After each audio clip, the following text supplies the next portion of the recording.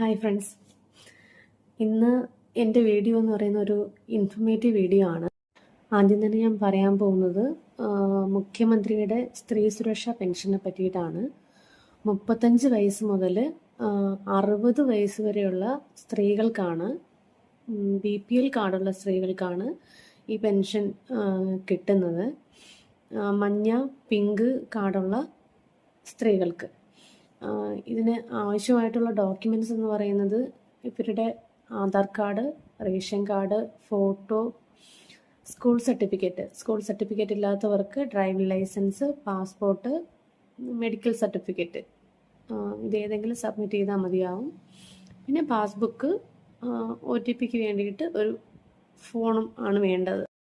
അടുത്തതായിട്ട് പറയാനുള്ളത്, നമ്മുടെ PSCയിൽ ഒരുപാട് നോട്ടിഫിക്കേഷൻസ് വന്നിട്ടുണ്ട്. ഇന്നലെയും ഇന്നും ഒക്കെ ആയിട്ട്. ഫെബ്രുവരി വരെയൊക്കെയാണ് അതിൻ്റെ ക്ലോസിംഗ് ഡേറ്റ് വരുന്നത്. 10ാം ക്ലാസ് മുതൽ ഡിഗ്രി വരെ പഠിച്ചവർക്കുള്ള നോട്ടിഫിക്കേഷൻസ് PSCയിൽ വന്നിട്ടുണ്ട്. Civil excise officers, constable, pharmacist, nursing, teachers, അങ്ങനെ ഒരുപാട് വേക്കൻസീസ് വന്നിട്ടുണ്ട്. അതും ഇതുവരെ അറിയാത്തവർ അവരവരുടെ പ്രൊഫൈലിൽ കയറി നോക്കുക, ഓൺലൈനിൽ അപ്ലൈ ചെയ്യുക. ഒരുപാട് നോട്ടിഫിക്കേഷൻ, സ്റ്റേറ്റ് വൈഡ് ആയാലും ഡിസ്ട്രിക്റ്റ് ആയാലും ഒരുപാട് വേക്കൻസീസ് വന്നിട്ടുണ്ട്. ഇതുവരെ അപ്ലൈ ചെയ്യാത്തവരും ഇത് അറിയാത്തവരും അപ്ലൈ ചെയ്യുക. അടുത്തതായിട്ട് പ്രജ്വല, അതായത് കണക്ട് ടു വർക്ക് എന്ന് പറഞ്ഞിട്ട് ഒരു പഠിക്കുന്ന വിദ്യാർത്ഥികൾക്ക് വേണ്ടിയിട്ടുള്ള ഒരു സ്കോളർഷിപ്പാണ്.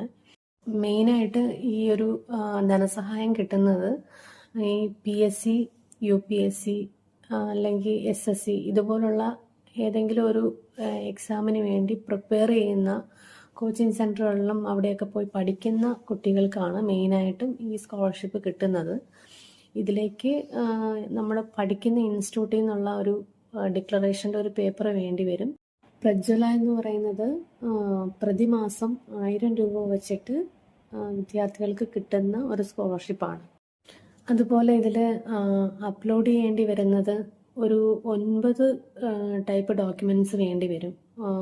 Photo, Aadhaar, school certificates, signature, bank passbook, പിന്നെ ഇൻസ്റ്റിറ്റ്യൂട്ടിൽ നിന്നുള്ള ആ ഒരു ഡോക്യുമെൻറ്റ്സ്, ഇതൊക്കെയാണ് അപ്ലോഡ് ചെയ്യേണ്ടി വരുന്നത്. എംപ്ലോയ്മെൻറ്റ് രജിസ്ട്രേഷൻ്റെ ആ ഒരു ഡിപ്പാർട്ട്മെൻറ്റിൻ്റെ വെബ്സൈറ്റിലാണ് നമ്മളിത് ചെയ്യുന്നത്. അപ്പം എലിജിബിൾ ആയിട്ടുള്ളവർ